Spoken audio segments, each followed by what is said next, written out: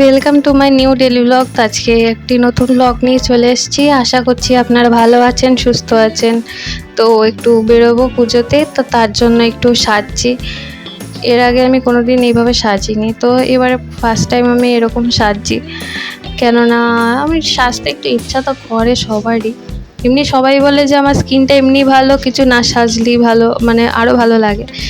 বেশি সাজলে ভালো লাগে না, তবুও একটুখানি ইচ্ছা করলো যে এবছর একটু তাও সাজবো, হালকা করে হলেও সাজবো। আর আমি এটা ইউটিউব থেকে টিউটোরিয়াল দেখে সাজছি। কেননা আমার যে ফ্রেন্ড আছে তারা তো সেভাবে মেকআপও করে না।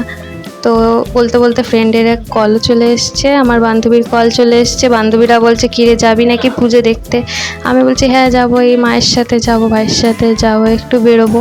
আর আমি এমনিও মা ভাইকে ছাড়া বেরোইও না। আর বাবা যখন ছিল বাবা আর মায়ের সাথেই বেরোতাম, একা কোনো দিন যাইনি। একটু গোলাপেরি রোজ ওয়াটারটা একটু মুখে দিয়ে নিচ্ছি ততক্ষণ কথা বলতে বলতে।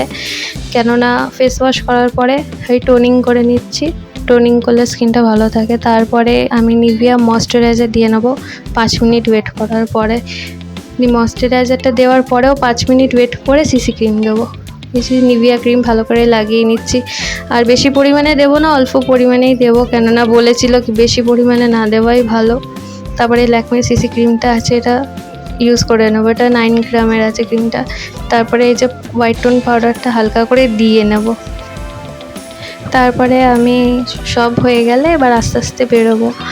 তারপরে একটুখানি ক্রিমটা দিয়ে নেবো, একটুখানি করে দিয়ে নেবো, ভালো করে ফেসে একটু দিয়ে নেবো। বেশি করে ফেসটা মানে ঘষবো না, কেননা তাহলে ফেসটা নষ্ট হয়ে যাবে স্কিনটা মুখের। তো ওই জন্য অল্প করে একটু এরকম একটুখানি দিয়ে ভালো করে একটু গালে নাকে কপালে দিয়ে হালকা করে একটু রাব করে নেবো স্কিনটাকে, মানে মুখটাকে একটু ভালো করে। তারপরে ঘাড়েও দিয়ে নেবো, কেননা গলার আর ঘাড়ের এক সমান দেয়া মানে না দেখতে লাগলে খারাপ লাগবে। তো আমি শুধু ফেসটা করে দেখাচ্ছি, আপনারা তো নিশ্চয়ই জানেন, আপনারা নিশ্চয়ই মেকআপ তো আপনারা করেনি, এটা আমার ফার্স্ট টাইম বলে। আপনি একটু আমার সাথে শেয়ার করবেন কিছু টিপস, তাহলে আমার খুবই একটু সাহায্য হয়, খুব হেল্প হয়। তো ভালো করে দিয়ে নেব। আগের বারে আমার যে নাকছাবিটা ছিল ওটা খুলেছিলাম, দিয়ে এটা আমি নতুন এবারে নোজ রিং কিনেছিলাম, এটা পরেছি। তো আপনারা বলুন আমার এই নোজ রিংটা কেমন লাগছে, অবশ্যই বলবেন। আর এটা ডায়মন্ডের বা ফলস ডায়মন্ডের, কিন্তু লাগছে যেন অরিজিনাল ডায়মন্ডের মতো, ঝকঝক করছিল লাইটে গেলে। আর একটু ভুরু ফ্ল্যাগ করেছি। আর এই সামান্য এই সামনে থেকে সেদিনকে গিয়েছিলাম, তারপরে আমরা বেরিয়ে পড়লাম, পুজো দেখতে বেরিয়ে পড়লাম ফাইনালি। আপনারা বলুন এই আমার ফাইনাল লুকটা কেমন লাগছে। আর অবশ্যই কমেন্ট করবেন যে মেকআপটা আমি ঠিক করে করতে পেরেছি কি না।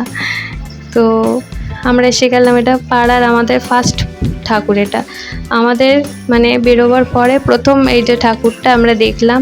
আমার খুব মন খারাপ ছিল এবার মা দুর্গাকে বলেছিলাম যে বৃষ্টির মধ্যে কি তোমার মুখটা কি একবারও দেখতে পারবো না?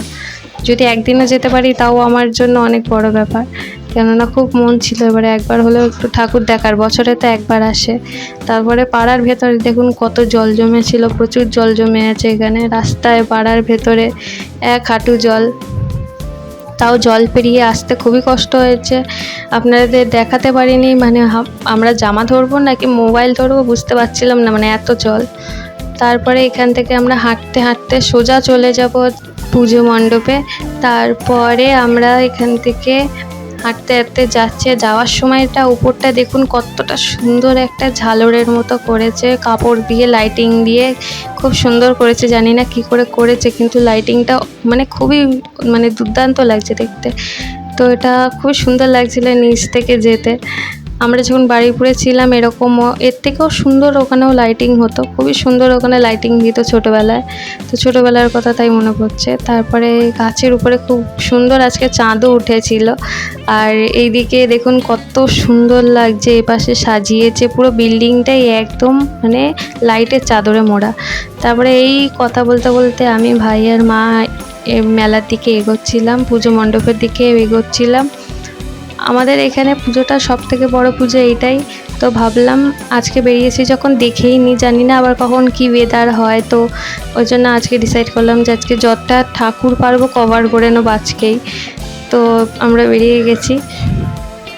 আজকে ভিড় খুবই কম, আগের বছর এসেছিলাম প্রচুর ভিড় ছিল রাস্তায়, মানে যাওয়া যেত না, মানে মার কাটারই ব্যাপার হয়ে গেছিলো, মানে এত ভিড়, নিচটা ছিল ব্যারিকেড দেওয়া আর উপরেও ছিল প্রচণ্ড ভিড়।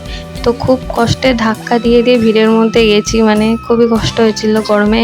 এবারে তো একদমই কষ্ট হবে না, কেননা এবারে তো খুবই কম ভিড়, দেখতেই পাচ্ছি না, একদম হালকা আছে। তাও পঞ্চমীতে হালকার মধ্যে ঠিকঠাক ভিড় আছে, ভাবলাম আজকে দেখি কেমন থাকে। তাও আজকের ওয়েদারটা আর আজকে পরিস্থিতিটা, লোকজন মানে যত সংখ্যক কম লোকজন আছে, এটা আমার ঠিকঠাকই মানে বেশ ভালোই লেগেছে, নাহলে তো ভিড়ের মধ্যে খুবই অস্বস্তিকর ব্যাপার। তারপরে এসেই গেলাম আমরা পুজো মণ্ডপে। তো খুবই সুন্দর লাগছে, মানে পুরো মার্বেলের মতো লাগছে, যেন পুরো মার্বেলের মন্দিরে, বিশাল বড়। এটা আমাদের ঘরের ছাদ থেকেও দেখা যায়, যেহেতু এই কদিন ছাদে যেতেও পাচ্ছি না। আর অপোজিট সাইডে রয়েছে মেলা, বাটার মেলা, খুবই বড় করে বসে এখানে। সার্কাস এবছর মনে হয় না এখনও এসেছে বা আসেনি, আমি ওইদিকে যাইনি। তো এই পাশ এবার তো ঠাকুর দেখতেই এসছি, দেখি পরের বার কভারেজ করব যদি এসছে তো। এখানকার এখানে সার্কাসটাও খুব ভালো হয়, সে ছোটোবেলায় গেছি, তারপর থেকে আর একবারও যাওয়া হয়নি সার্কাসে। তারপরে আমরা এগোতে এগোতে যাচ্ছি মন্দিরের ভেতরে, এবার গিয়ে প্রবেশ করব। মন্দিরটা দূর থেকেও যতটা সুন্দর লাগছে, ভেতরে গিয়েও নিশ্চয়ই মানে অতটাই সুন্দর হবে, কেননা আমি দেখেছি ইউটিউবে অনেকেই ভিডিও দিয়েছে, মন্দিরটা খুব সুন্দর ছিল। তারপর থেকেই দেখার আরও ইচ্ছা মানে বেড়ে গেছিলো যে মন্দিরটা এবার নিজের চোখে গিয়ে মানে পরিদর্শন করব আর আপনাদেরও দেখাবো মন্দিরটা। আপনারাও এলে নিশ্চয়ই এখানে মন্দিরটা, বাটার যে নিউল্যান্ড মন্দির আছে, আপনারা নিশ্চয়ই এসে দেখবেন, একবার ভিজিট করবেন, খুবই সুন্দর হয় এখানে প্রতি বছরই দুর্গা মানে খুব সুন্দর মূর্তি আইডল তৈরি হয়। তার সাথে মন্দিরের যে থিমগুলো থাকে, নতুনত্বের ছোঁয়া থাকে, প্রতি বছরই নতুন নতুন রকমের সব জিনিস থাকে, খুবই সুন্দর লাগছে দেখতে। আগের একটা বার যখন আমরা এসেছিলাম, তখন খুব সুন্দর একটা রাজস্থানি স্টাইলের করেছিল। তো এবারে আমরা আস্তে আস্তে মন্দিরের ভেতর ঢুকছি, আর ঢোকার মুখেই বুদ্ধা আছে, আর দুপাশে দুটো সিংহ বসে আছে দাঁড়ে,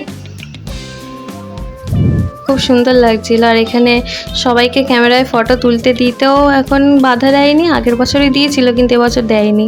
এবারে দাঁড়িয়ে থেকে ঠাকুরকে ভালো করে দর্শন করার সুযোগও দিয়েছে। তো এবছরে সত্যি বলতে গেলে খুবই ভালো হয়েছে, এখানকার মানে ওয়েদারটাও খুবই সুন্দর। আর ফাইনালি দুর্গা ঠাকুরের মুখটা আমরা দেখতে পারলাম, মানে খুব কষ্টে কভারেজ করেছি, এত ভিড়ের মধ্যে কভারেজ করাটা খুব মানে মুশকিল হচ্ছিল। তাও এখানে মা দুর্গাটা দেখুন খুবই সুন্দর করেছে, খুব সুন্দর আদলের মুখ হয়েছে মা দুর্গার, অপূর্ব লাগছে দেখতে, অপূর্ব সুন্দর সব কারুকার্য। মা দুর্গার নিজেরও মানে গয়না আছে, তারপরে মা দুর্গার মাথার উপরে ছাতা আছে, খুবই সুন্দর। ঝাড় লণ্ঠনটা দেখুন খুব সুন্দর। আর ভেতরে ঢুকতে না ঢুকতেই উপরে দেখুন গম্বুজের মধ্যে ভেতরটা খুবই গভীর, আর একদম উপরে আছে একটা ঝাড় লণ্ঠন রাখা, খুবই সুন্দর হয়েছে, মানে অপূর্ব সুন্দরভাবে বানানো হয়েছে পুরো মন্দির প্রাঙ্গণটা, অপূর্ব সুন্দর। আপনারা না এলে আপনারা মানে বুঝতে পারবেন না, এখানে এসে আপনাদের দেখতে হবে যে কতটা সুন্দর হয়েছে। তারপরে মা দুর্গাকে আপনাদের দেখাচ্ছি, খুবই কষ্ট করে মোবাইলটা উপরে তুলে দেখাতে হচ্ছে, কেননা এখানে প্রচুর ভিড় আছে, মন্দিরের ভেতরটা ভালোই ভিড় আছে। তারপরে মন্দিরে নামতে নামতে এই পুরো মেলাটা আপনাদের দেখাচ্ছি, কত সুন্দর মেলা বসেছে এখানে, অনেক বড় মেলা বসেছে, আপনারা দেখতেই পাচ্ছেন। রাতের অন্ধকারে বলে আপনারা সেভাবে বুঝতে পারছেন না, কিন্তু মেলাটা খুবই সুন্দর হয়েছে। আস্তে আস্তে যাবো এবার মেলাটার ভেতরে, ঢুকবো গিয়ে। আবার কবে আসতে পারি কি পারি না, আজকেই ভালো করে ওই জন্য ঘুরে নিচ্ছি। তো মেলার ভেতরে আমরা ঢুকে গেছি, প্রবেশ করে গেছি। তো এখান থেকে আমরা কিছু ঠাকুরের জিনিসপত্র কিনবো, ইচ্ছা আছে এখান থেকে কিছু ঠাকুরের জিনিসই আগে কেনার। তো এখানে খুব সুন্দর এই যে কাপ প্লেটের সেটগুলো খুব সুন্দর, আর এখানে গয়নাগুলো খুব সুন্দর আছে, কানের দুল আছে, খুব সুন্দর গয়না, হার, নেকলেস সেট আছে, সব মানে খুবই কম দাম, 30-40 টাকার মধ্যে। আর এত ভালো জিনিসের কোয়ালিটি, সত্যি বলছি বাজারের থেকে অনেক ভালো, আমার তো মনে হয় তাই। কেননা যতবারই বাজার থেকে ঠাকুরের জিনিস কিনেছি ততবারই আমার ভেঙে যায়, বারবারই ভেঙে যায় এই যে আম পল্লবটা। তাই এর জন্যই আরও বিশেষ করে এসেছি যে এই আম পল্লবটা এখান থেকে কিনবো। এই দোকানটা প্রতি বছরই বসে, আর প্রতি বছরই ঠাকুরের জিনিস এখান থেকে কিছু জিনিস কিনে নিই। কেননা এখান থেকে খুব মোটার মজবুত আম পল্লব দেয়, যে মাঝখানটা দেখছেন কি সুন্দর স্ক্রু দেওয়া আছে যাতে এটাকে খোলাও যায়, খুব ভালো, এটা খুব মোটা।